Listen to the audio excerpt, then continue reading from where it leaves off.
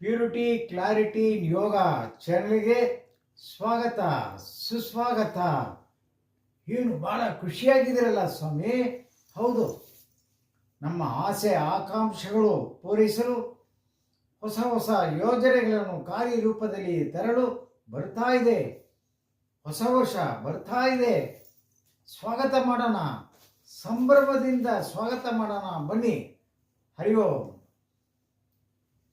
ಚಾಂದ್ರಮಾನ ಪಂಚಾಂಗ ಪ್ರಕಾರ ಚೈತ್ರ ಮಾಸದ ಶುಕ್ಲ ಪಕ್ಷದ ಮೊದಲನೇ ದಿನ ಯುಗಾದಿ.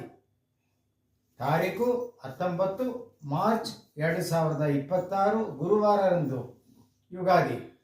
ಈ ಚಾಂದ್ರಮಾನ ಯುಗಾದಿಯನ್ನು ನಮ್ಮ ಕರ್ನಾಟಕ, ಆಂಧ್ರ, ತೆಲಂಗಾಣ ಮತ್ತು ಮಹಾರಾಷ್ಟ್ರ ರಾಜ್ಯಗಳಲ್ಲಿ ಬಹಳ ವಿಜೃಂಭಣೆಯಿಂದ ಆಚರಣೆ ಮಾಡ್ತಾ ಇದ್ದಾರೆ. ಈ ದಿನದ ಮಹತ್ವ ಮತ್ತು ಪೌರಾಣಿಕ ಹಿನ್ನೆಲೆ ಬಗ್ಗೆ ಕಿರು ಪರಿಚಯ ಮಾಡಿಕೊಳ್ಳೋಣ. ಯುಗಾದಿ, ಯುಗ ಪ್ಲಸ್ ಆದಿ. ಆದಿ ಅಂದರೆ ಆರಂಭ, ಹೊಸ ವರ್ಷದ ಆರಂಭ. ಹಾಗೆಯೇ ಋತುಗಳಲ್ಲಿ ವಸಂತ ಋತುವಿನ ಆಗಮನ.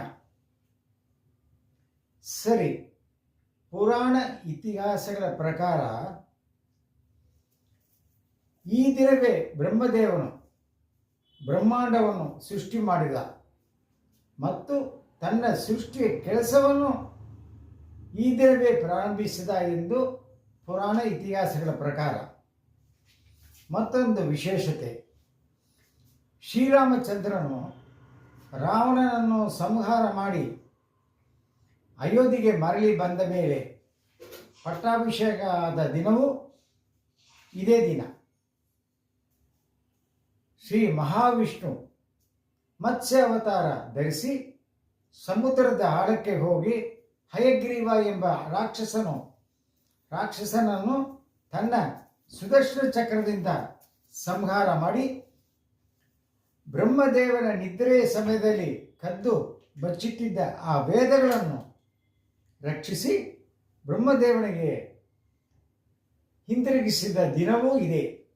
ಇಂತಹ ಮಹತ್ವಗಳು ಹೊಂದಿರುವ ಈ ಚಾಂದ್ರಮಾನ ಯುಗಾದಿಯನ್ನು ಆಚರಿಸುವ ವಿಧಾನ ಪ್ರತಿ ವರ್ಷದಂತೆ ಬೆಳಿಗ್ಗೆ ಅಭ್ಯಂಜನ ಸ್ನಾನ ಅಂದರೆ ಎಣ್ಣೆ ಸ್ನಾನ ಮಾಡಿ ಹೊಸ ಬಟ್ಟೆ ಧರಿಸಿ ಬೇವು ಬೆಲ್ಲ ಮಿಶ್ರಣದ ಸೇವನೆ.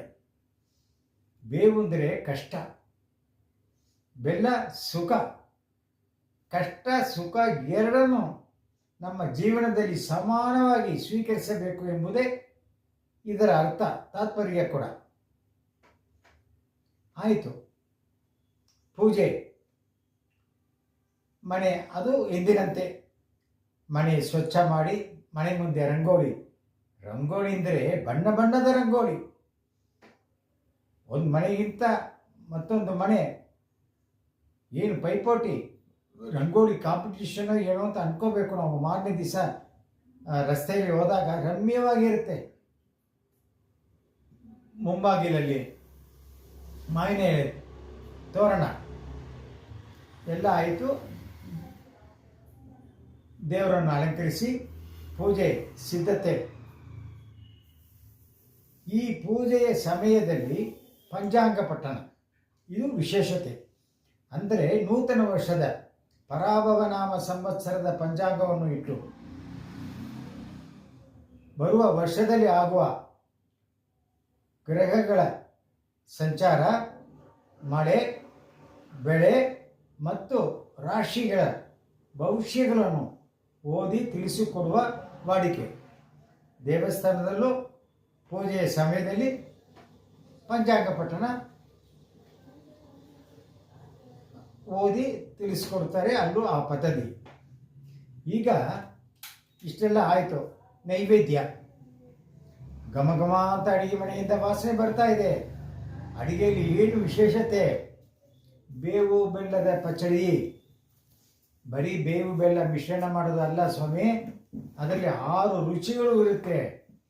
ಸಿಹಿ, ಕಹಿ, ಉಪ್ಪು, ಖಾರ, ಹುಳಿ ಮತ್ತು ಒಗರು. ಈ 6 ರುಚಿಗಳು ನಮ್ಮ ನಾಲಿಗೆಗೆ ಮಾತ್ರ ಅಲ್ಲ, ನಮ್ಮ ದೇಹದಲ್ಲಿ ತ್ರಿದೋಷಗಳು ವಾತ ಪಿತ್ತ ಕಫ, ಈ ತ್ರಿದೋಷಗಳಿಂದ ಆಗುವ ಸಮಸ್ಯೆಗಳಿಗೆ ಪರಿಹಾರ ಮಾವಿನಕಾಯಿ ಚಿತ್ರಾನ್ನ, ವಿಶೇಷವಾಗಿ ಹೋಳಿಗೆ, ಒಬ್ಬಟ್ಟು. ಯುಗಾದಿ ಎಂದರೆ ಒಬ್ಬಟ್ಟು ಊಟ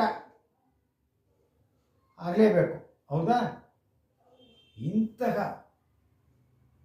ವಿಶೇಷಗಳು, ಹಲವಾರು ಮಹತ್ವಗಳು ಹೊಂದಿರುವ ಈ ಯುಗಾದಿ ಹಬ್ಬವನ್ನು ವಿಜೃಂಭಣೆಯಿಂದ, ಸಂಭ್ರಮದಿಂದ, ಉತ್ಸಾಹದಿಂದ ಆಚರಿಸೋಣ. ಮರಗಳಲ್ಲಿ ಎಲೆಗಳು ಉದುರಿ ಬಂದಿರುವ ಹೊಸ ಚಿಗುರು ಕಣ್ಣಿಗೆ ಹಸಿರಾಗಿ, ತಂಪಾಗಿ, ಇಂಪಾಗಿ, ರಮ್ಯವಾಗಿ ಕಾಣುತ್ತೆ. ಆ ರೀತಿಯಾಗಿ ನಮ್ಮ ಜೀವನದಲ್ಲೂ ಎಲ್ಲ ಕಷ್ಟ, ನಷ್ಟ, ದುಃಖ, ನೋವು, ನಲಿವು ಎಲ್ಲವನ್ನೂ ಕಳೆದು ಸುಖ, ಸಂತೋಷ, ಸಕಲ ಐಶ್ವರ್ಯಗಳನ್ನು ತುಂಬಿರಲಿ ಎಂದು ಹಾರೈಸುತ್ತಾ, ಮತ್ತೊಮ್ಮೆ ನಮ್ಮ ಪ್ರಿಯ ವೀಕ್ಷಕರ ಎಲ್ಲರಿಗೂ ಯುಗಾದಿ ಹಬ್ಬದ ಶುಭಾಶಯಗಳು. ಸರ್ವೇ ಜನ ಸುಖಿನೋ ಭವಂತು. ಹರಿ ಓಂ. ಕಿರುಪರಿಚಯ ಕೊಟ್ಟಿದ್ದೀನಿ. ಇದನ್ನು ಕಮೆಂಟ್ಸ್ ಮಾಡಿ, ಇದರ ಬಗ್ಗೆ ಕಮೆಂಟ್ಸ್ ಮಾಡಿ, ಶೇರ್ ಮಾಡಿ.